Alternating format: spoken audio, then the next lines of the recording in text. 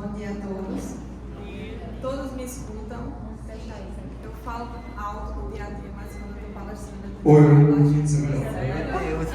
Esse é melhor. Oi, bom dia a todos. Como o Pablo disse, nós somos colegas de classe. Há um tempo atrás estávamos nós dois assim, do outro lado da plateia. Eu fico muito feliz, muito honrada por ter sido convidada para esse evento. Obrigada pelo convite, obrigada Astrid pelo espaço, obrigada Paulo pelo convite. Muito bom falar de farmacologia. Eu queria fazer a palestra um pouco mais interativa.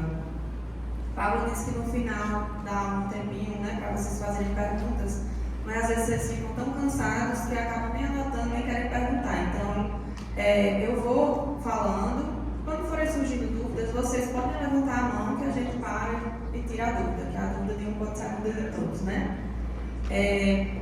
Uma coisa, vocês já tiveram aula de... já descem antumorais a eles? É a primeira vez que vocês vão ver antumorais, né? E câncer, só em fisiologia talvez? Eles detêm um grau de moderado. Pois pronto, então preparem as canetas que a gente vai dar um bocado de conceito aqui. E eu espero que vocês aproveitem ao máximo. Perguntem se vocês tiverem dúvida, tá? Não se acanhem em levantar a mão, que a gente enriquece a discussão, né? Se eu estiver falando muito rápido, muito devagar, também não tenho muita familiaridade com microfones. A gente fica dentro do laboratório, fica só fazendo pesquisa. De vez em quando surge uma palestra, mas aí a gente fica meio assim, então vocês me deem um feedback se tiver ruim de ouvir, enfim, muito rápido. Enfim, o tema da palestra é farmacologia dos antineoplásicos e a gente vai focar em quimioterapia citotóxica. A farmacologia dos antineoplásicos ela é gigantesca, né? A gente tem quimioterapia citotóxica, que são os fármacos que vão matar as células do câncer, que são nossas células, né? Só lembrando. A gente tem imunoterapia, a gente tem terapia-alvo, então são vários tipos de terapia do câncer e a gente vai focar em quimioterapia citotóxica porque ainda, embora tenha muitas ressalvas, né, muitas limitações, mas ainda é o tipo de terapia mais abordado, inclusive pelo SUS. Né? No nosso país a gente tem os esquemas quimioterápicos, então a gente vai focar nos quimioterápicos citotóxicos.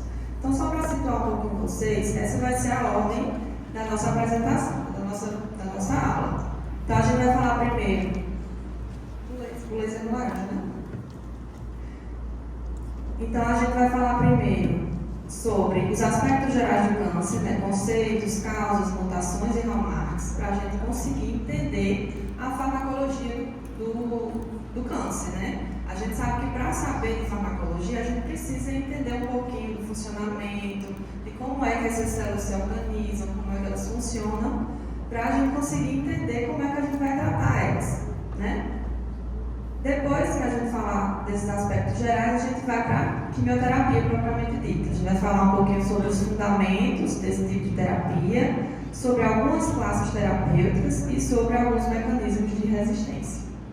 E por fim, a gente vai falar um pouquinho sobre as práticas experimentais que envolvem esse tipo de doença, especificamente dos ensaios in vitro e dos in vivo. Dos ensaios clínicos a gente vai só dar uma pincelada, porque todos esses ensaios que a gente veio até agora falando, acredito eu, ninguém focou muito em ensaios clínicos, né? E existe um motivo para isso. A maioria das pesquisas que existem nessa área, né, na área que a gente está habituado a trabalhar, eu, o Pablo, a Nayana, a própria Elaine, são pesquisas de base. Né? Vou falar um pouquinho mais para frente sobre isso. E os ensaios clínicos, eles não entram nessas pesquisas de base. São pesquisas mais avançadas, que pouquíssimos fármacos chegam para entrar nessas pesquisas. Então, aqui, acho que primariamente a gente está falando de pesquisa de base, que é a busca por novas substâncias que tenham a atividade específica que a gente procura, né? Que no caso é o câncer.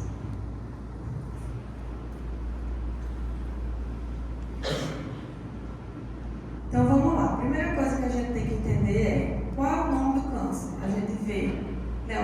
neoplasia, a gente vê tumor, a gente vê o câncer mesmo, né? Mas como é que a gente pode diferenciar isso? Então, o termo neoplasia, ele vem da junção dessas duas palavras, né, que vem do grego neo, que remete a algo novo, acompanhado da palavra plasia, que é uma nova organização, uma nova estrutura. No caso da medicina, essa estrutura se trata de um tecido. Então, a neoplasia é um novo tecido, certo? Na prática, essa neoplasia, quando ela vai se desenvolvendo, o que é que acontece? Vai formando uma massa que a gente chama de tumor. Então, o tumor é o crescimento de uma neoplasia, certo? E esse tumor, ele pode ser dividido em benigno e maligno. O tumor benigno, ele tem suas características e a fase inicial, até ele chegar no tumor maligno, ele começa pelo tumor benigno.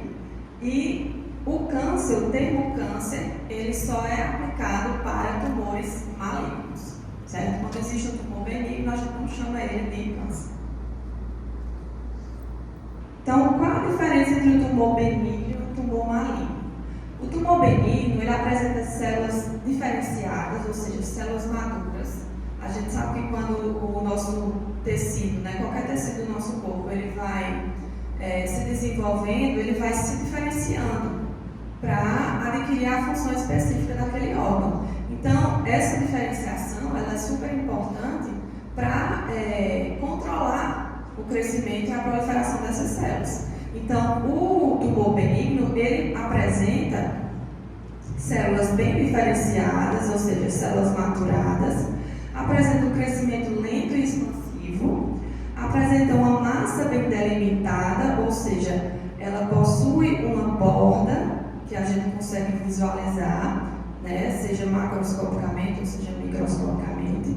E essa borda ela é importante para que as células não se desprendam dessa massa e vão para outros sítios, certo? Oi.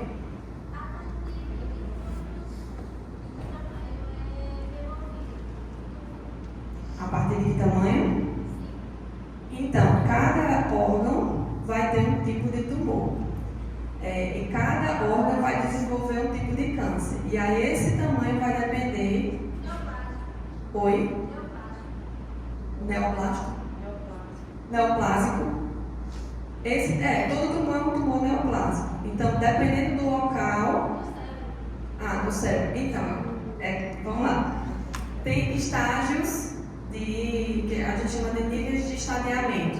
Então, quando a pessoa descobre que tem um tumor, ela vai averiguar se ele é benigno ou se ele é maligno, certo? E aí, dependendo do local, existe uma classificação para esse tumor.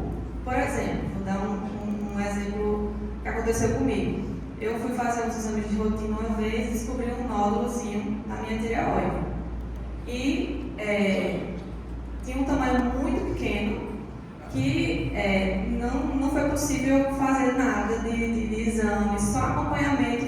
Foi feito uma ultrassom e aí esse tumor, esse nódulo, essa neoplasia, ela foi acompanhada, porque essa é uma característica dos tumores benignos.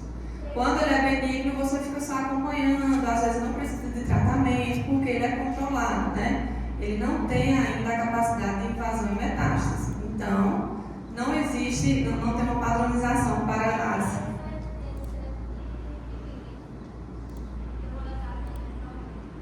Então, aí vai depender do tipo, vai depender da classificação para esse tipo. Então, aí eu não vou saber te responder, porque são aspectos clínicos. Eu não vou saber te responder qual o tamanho que tira. Mas o importante que você precisa saber é: tumores benignos, eles são controláveis, são controlados e às vezes o próprio organismo consegue eliminar, né? Consegue fazer com que eles sumam. Já os tumores malignos, eles apresentam células indiferenciadas, ou seja, células que não têm função específica, certo, naquele tecido. Eles possuem um alto índice mitótico, ou seja, uma alta proliferação, um alto nível de mitose. Eles apresentam uma menor adesão célula-célula, ou seja, essas células elas ficam cada vez mais dispersas dessa massa, como a gente está vendo aqui na imagem, está vendo?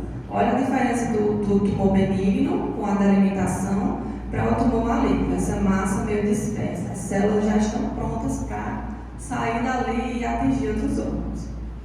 E a capacidade de induzir metástases, que é a principal característica dos tumores malignos.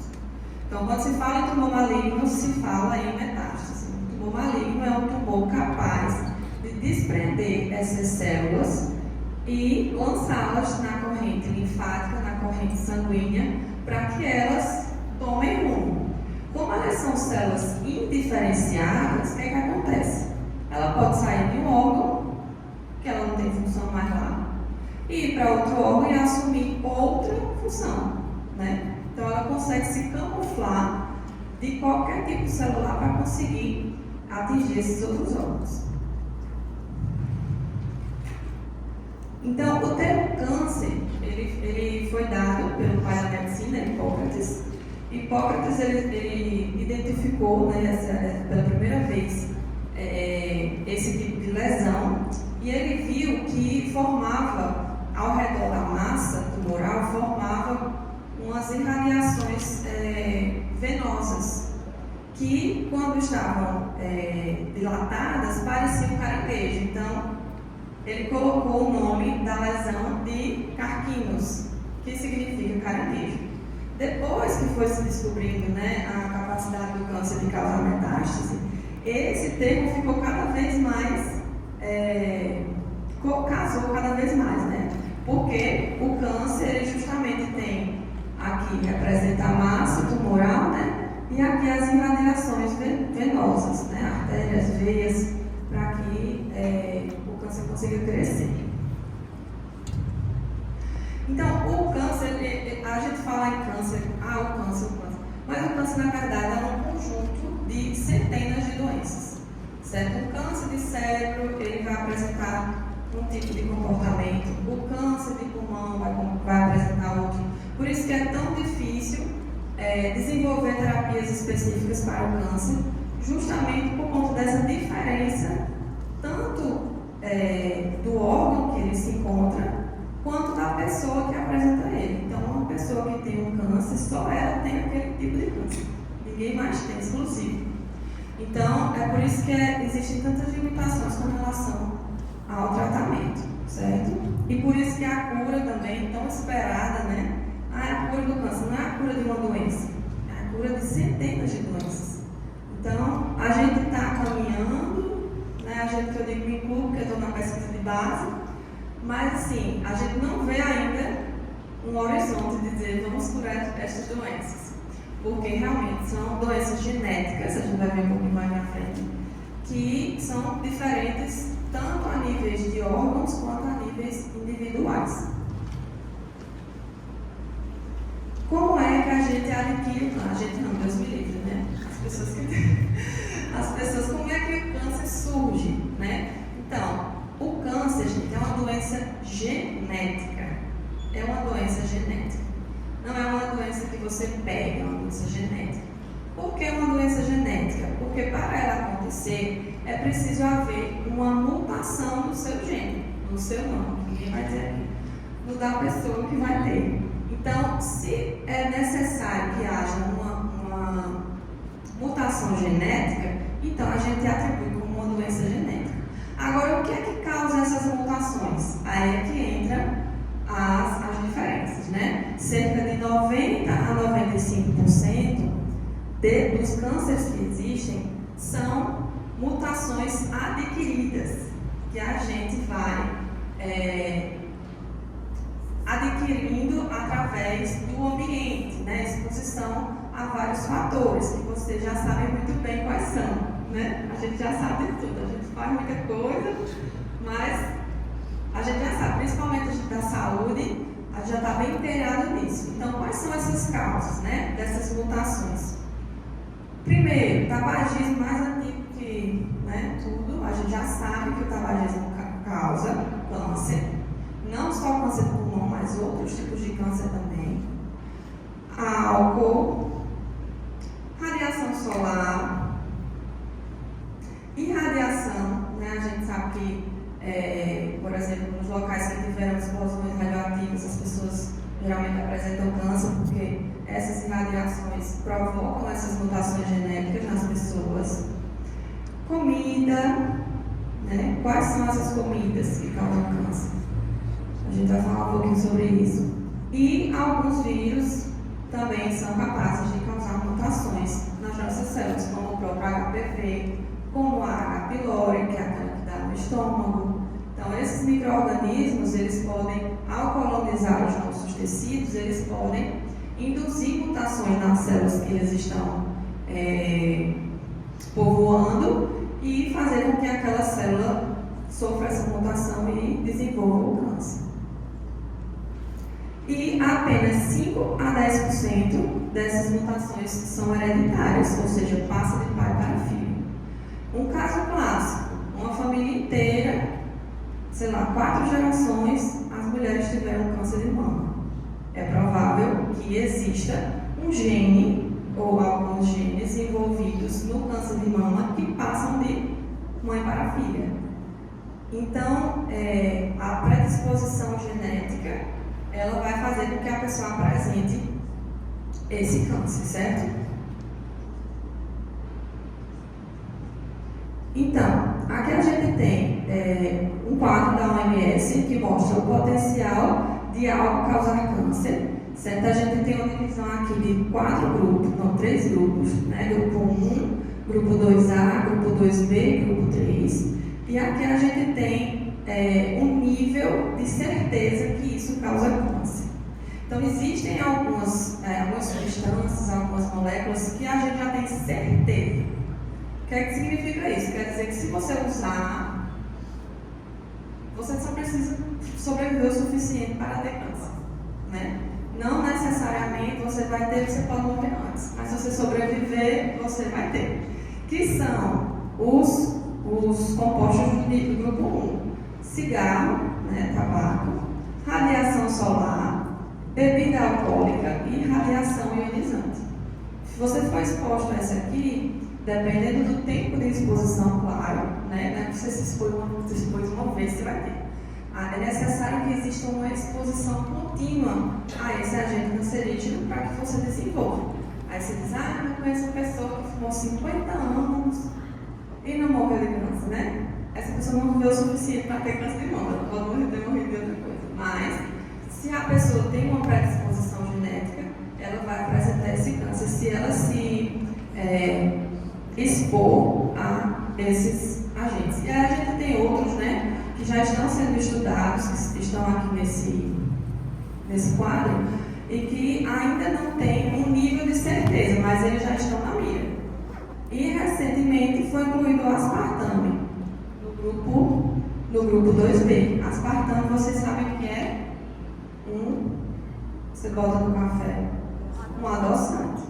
E é um tipo de exposição diária, você toma café todo dia, né? Então é muito perigoso e ainda não se tem um nível de certeza, mas ele já está incluso aqui no grupo dos possíveis agentes cancerígenos. Como é que essas mutações gênicas elas ocorrem? Né? O que significa uma mutação gênica? A gente sabe que é uma mudança na sequência dos genes que a gente apresenta, né? Só que, para que aconteça o câncer, essa mutação tem que ser em genes específicos. E é o que a gente chama de proto-oncogenes, certo? Os proto-oncogenes, eles são genes que são responsáveis por sintetizar, induzir a síntese de proteínas relacionadas à sobrevivência e proliferação celular. Então, a gente tem ali um gene, por exemplo, um gene de uma proteína que vai induzir replicação do DNA, que é uma proteína que está envolvida no desenvolvimento das células. Então, se eu sofro uma mutação desse gene, vai ocorrer uma descompensação no meu ciclo celular e no desenvolvimento do tecido, né? Então, os proto-oncogenes são genes que estão ligados ao desenvolvimento do tecido, ao crescimento do tecido. E são eles que são afetados por essas mutações, certo? Então, aqui na figura a gente tem fontes de danos ao DNA, né, exógenas, endógenas, e a gente tem aqui esse dano ao DNA modificando o ciclo celular, né, aquele ciclo de mitose, síntese, né, fase M, não sei se vocês se lembram. Faz quanto tempo vocês pagaram essas coisas de biologia celular? Muito tempo. De vez em quando a gente bota no Google, né, que é uma mitose, a gente não lembra disso. Já viu aquele meio que a mãe diz, meu filho vai ser doutora, meu filho vai ser doutora, a gente no quarto também, que é uma mitose. Pronto, então a mitose, né, ela faz parte do ciclo celular e ela é o momento em que há essa divisão da célula. Uma vez que a célula sofre esse dano, ela perde a capacidade de se controlar, ela fica maluca. Ela simplesmente taca, não posso falar para aqui, não é super sujo, eu tenho que me controlar muito. Ela taca, não quer nem saber. E aí o que acontece? O ciclo celular ele não para, ele não descansa. Entendeu? Então, principalmente por conta desses proton-oncogenes que são afetados por essa mutação e também alguns genes que são conhecidos como genes supressores de tumor. O que são esses genes supressores de tumor? São genes que codificam proteínas que vão brecar o crescimento. Porque, como tudo na vida, tem que ter alguém para dizer assim, para aí que não dá certo. Então, esses genes supressores de tumor são proteínas anti-apoptóticas que vão impedir a apoptose, são proteínas de controle de replicação do DNA, são proteínas que estão ali como se fossem guardiãs para verificar se aquela célula está sendo coerente ou não com a vida, né? Porque a célula precisa nascer, crescer e morrer. Ela não pode ficar o tempo todo meio imortalizada, né? Então, esses supressores de tumor, eles também são afetados pelos danos causados pelos agentes cancerígenos. E só para fazer um remember, né, com vocês, o que são esses genes? A gente sabe que faz parte do DNA, certo? Mas o DNA é aquela macromolécula que a gente tem dentro das nossas células que carrega o material genético, certo? E esse material genético são sequências, né, de pares de bases que dizem quem você é. Mas na prática, como é que isso funciona? Nós somos formados 70% de água, né? Muitas e muitas bilhões de bactérias. Nós temos muitas bactérias no nosso corpo. E o que sobra é proteína. Maioria, grande maioria do nosso corpo, na verdade, mais de 90% da nossa estrutura é formada por proteínas. Então, essa sequência que o DNA traz é a sequência de expressão das suas proteínas. Então, Nayana expressa as proteínas dela de um jeito, as minhas eu expresso de outro, porque a minha sequência é diferente da sequência de Nayana. Por que os gêmeos eles são idênticos às vezes, né? Porque quando há essa divisão, lá na meiose, eles compartilham a mesma sequência de genes, ou seja, de proteínas. Então, todas as proteínas deles vão ser iguais. Então, nesse sentido, o que é um gene? Um gene é um pedaço do DNA. São como se fossem recortes. Imagina que você tem uma fita métrica. Nessa fita métrica tem 1 metro. Se você dividir ela 10 em 10 centímetros, cada 10 centímetros é um gene. Entendeu? Cada 10 centímetros desse vai codificar um tipo de proteína diferente. Então, quando a gente diz que teve uma modificação, uma mutação no gene tal, é porque um pedacinho do DNA dessa pessoa foi afetado por aquele agente cancerígeno, que vai ser um proto-oncogene, né? No caso, ele vai se transformar no oncogene, que vai então causar toda a desregulação dessa célula. Então, aqui a gente tem um proto-oncogene, que é aquele pedacinho do DNA, né, que vai codificar uma proteína importante do ciclo celular.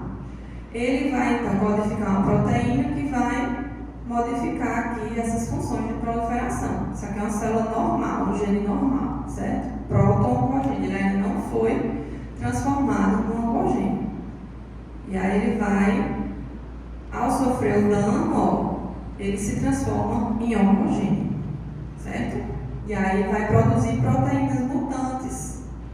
Então, a pessoa que tem um câncer é uma pessoa mutante, porque todos alguns genes dela têm mutação, mas todos nós somos, que todos nós temos nossas mutações, né? Nem todas elas se expressam, né? O que agora o pessoal está na moda, falar de epigenética, que é justamente o estudo da expressão de como é que a gente expressa essa proteína. Então, agora a proteína mutante, ela vai regular tudo errado, esse desenvolvimento, entendeu? Se vocês tiverem dúvida, podem falar, tá, gente? E vai aumentar, né, essas vias de sinalização, vias anti-apoptóticas e também fatores de transcrição para aumentar essa sobrevivência. Aqui é só uma imagem de um gráfico 3D, certo? Mostrando alguns proto-oncogenes que já são catalogados associados a seus tipos de câncer. Então, isso aqui são códigos de proteínas que a gente já conhece, que são afetados. E por que isso é importante? Porque na hora de estudar um alvo farmacológico, eu posso estudar um alvo farmacológico que eu sei que já está modificado. É mais fácil de direcionar o fármaco para aquele local se eu sei que aquela proteína está modificada. Então, se eu crio um fármaco para atuar na proteína que está modificada, eu consigo ter um mínimo de seletividade para conseguir tratar essa doença. Porque, lembrando, as células tumorais são células humanas. Quando a gente faz uma terapia para matar essas células, a gente pode matar as nossas também, né? Um caso claro disso, né, bem conhecido, é o receptor HER2, que tem no câncer de mama. Não sei se vocês já ouviram falar, mas o câncer de mama apresenta esse proto-oncogene que, quando sofre uma modificação, né, uma mutação genética, o que é que acontece? Aqui a gente tem uma célula normal e ela está apresentando esse receptor HER2 aqui. Receptor HER2 é um receptor de fator de crescimento. Quando ele está ativado, ele vai mandar um sinal para a célula dizer: vamos nos proliferar, vamos ocupar tudo isso aqui. Então, o que acontece? Quando o HER2 ele é ativado, ele sofre mutação, né, do câncer de mama, o que acontece? Olha o tanto que a célula expressa. Ela aumenta a quantidade de expressão dessas proteínas por conta da mutação no gene dessa proteína.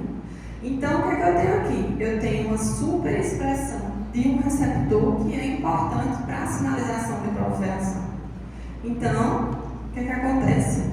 Em cânceres de mama, é muito comum que haja uma super expressão desse tipo de receptor. O que é bom, porque se a gente fizer uma terapia voltada para esse receptor, é mais fácil da gente conseguir erradicar. Tanto é que o câncer de mama é um dos cânceres que mais tem um bom prognóstico se for tratado no começo. Por quê? Porque já existem várias terapias-alvo para proteínas específicas que a gente já descobriu que o câncer de mama apresenta, que são aqueles proto-oncogenes que eu falei para vocês. Então, criam-se fármacos que vão agir especificamente nessas proteínas mutadas, nessas proteínas mutantes. Já os genes supressores de tumor, como eu falei para vocês, eles são aqueles genes que controlam ali a divisão celular. Eles ficam regulando, vendo se está tudo bem. Se não estiver tudo bem, eles vão mandar um sinal para a célula morrer. Minha filha, se mate, que você não está bem na cabeça. Vamos terminar isso aqui. Só que aí, quando eles sofrem uma mutação, o que acontece? Ela não consegue, essas proteínas, né, modificadas por esses genes, elas perdem a capacidade de controlar esses processos. Aqui são uma lista de alguns desses genes supressores de tumor, onde a proteína P53 ela é uma das mais importantes, que ela está presente em quase todos não, em cerca de 50% dos tumores que estão estudados, ela se apresenta como um gene mutado, então é um ótimo alvo farmacológico. E aí eu disse a vocês que as células tumorais, as células